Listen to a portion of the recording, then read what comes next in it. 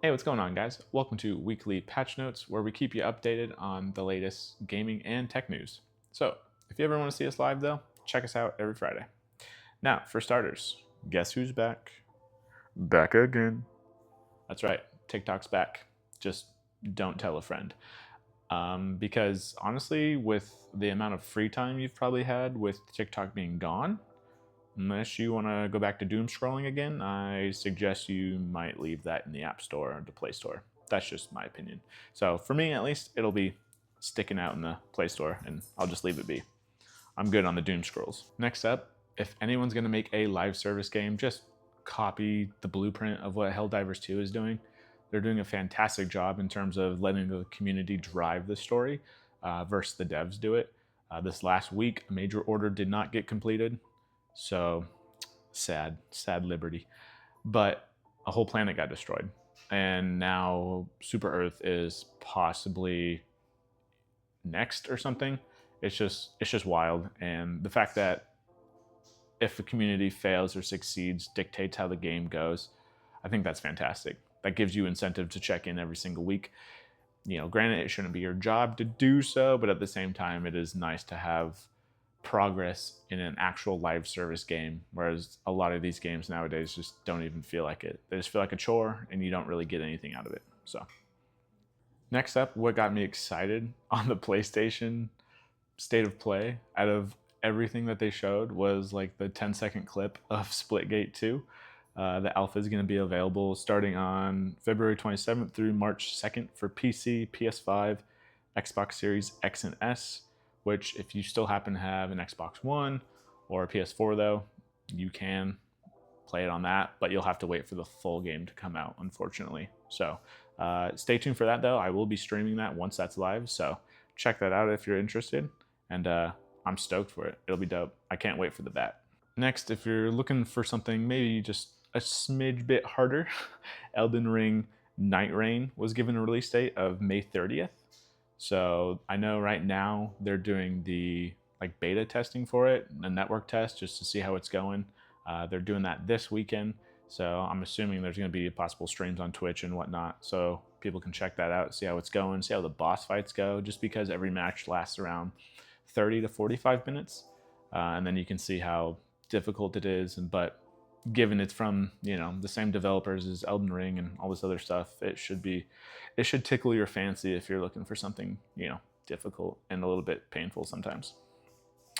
This will be out on PC, PS5, PS4, and Xbox Series X and S. So in case you want to give that a look, feel free to check that out, wishlist it. Just don't we don't pre-order just yet. Now, I'm pretty new to this company. Literally, like last week, I got introduced to a company called Frameworks. They make modular laptops for a somewhat reasonable price. Obviously, give or take, it is modular, but it is dope in terms of repairability and sustainability, only getting the part you need to maybe fix or even upgrade it. But they're going to be on February 25th. They're going to be showing off possibly something else. They did give us a teaser tweet, and not really sure exactly what it is. There seems to be maybe a focus maybe on like a gaming laptop or something like that, with the beach ball icon in there. Someone guessed maybe a Chromebook of some sort or something like that in terms of that operating system. So yeah, I'll definitely stay tuned for that and let you guys know. But in terms of repairability, Framework, keep doing what you're doing. A phone would be kind of dope, not gonna lie. And speaking of phones, the Pixel 9a has basically fully leaked at this point. We've gotten colors. We have a price tag of $499 starting out. It basically has no camera bump on the back, which is fantastic. And I think a lot of people would prefer that. Granted, a lot of people use cases and it kind of flattens it out by itself. But it naturally kind of having no camera bump will be awesome. And then not only that, the battery is going to be 5100 milliamps. So it, given the Pixel 9a, should be a little bit more efficient. So that battery life should be pretty good. So I don't really see myself at least using or spending at least above, $500-700 really for a phone anymore, when a $500 one nowadays can basically do what I need it to do. But it does look cool nonetheless.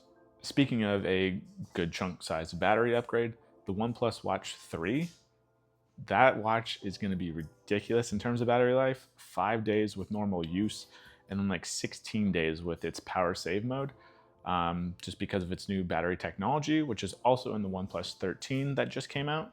So hopefully this kind of technology catches on, which I'm thinking it's finally starting to.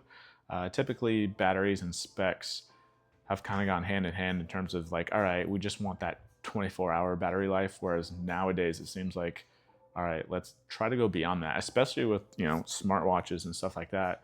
How am I supposed to get sleep tracking if I need to charge it at night because the battery sucks? Which, even with this Pixel Watch 3, I completely can go a day and a half with it and the battery's just fine. So I'm excited to have a battery in a watch, or even in a phone in general, that could possibly go a couple days of normal use without having me to put battery save mode on instantly. So that'll be awesome. Speaking of power though, 5090 consumers, if you happen to be one of them or know someone who got their hands on one, yeah, maybe check your power cable. Make sure that's all set, just because if you do smell something burning, a few people have mentioned that it's the power cable for some reason.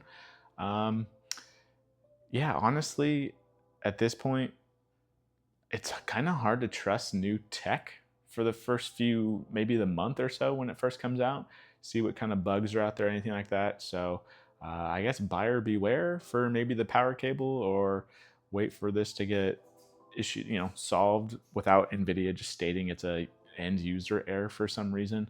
Hopefully they get this fixed or something by the time the 5070 or something comes out like that, the more consumer GPUs and all that stuff. So we'll see how it goes, and hopefully that doesn't happen to you. And finally, this past week, PlayStation Network was down, which is always a bummer because everything's online at this point. So whether you had PlayStation Plus Network or anything like that, it was still affecting you as the gamer. And Sony, lack of transparency much, because they really didn't say what happened, whether it be a DDoS attack or anything like that I'm aware of at least. And all they did was give people, here's 5 extra days of PlayStation Plus service. So if you didn't have it in the first place, I don't even think you got the 5 days in general. You just got screwed over that whole day it was offline. And I know a lot of people just say, for 24 hours, just go touch some grass, go take some fresh air, go check out the graphics outside, all that stuff. But with an all digital world basically nowadays, I feel like we're going to need some more transparency going down the road. Just because I feel like it's the right thing to do. And just so we're aware of what happened. Hell, was our data stolen? Do I need to change my password? Anything like that. So PlayStation, be better. All right, that's all I got for you this week. Come check us out on YouTube, Twitch, and Kick every single Friday to get your weekly patch notes. And I'll see you later. Take it easy.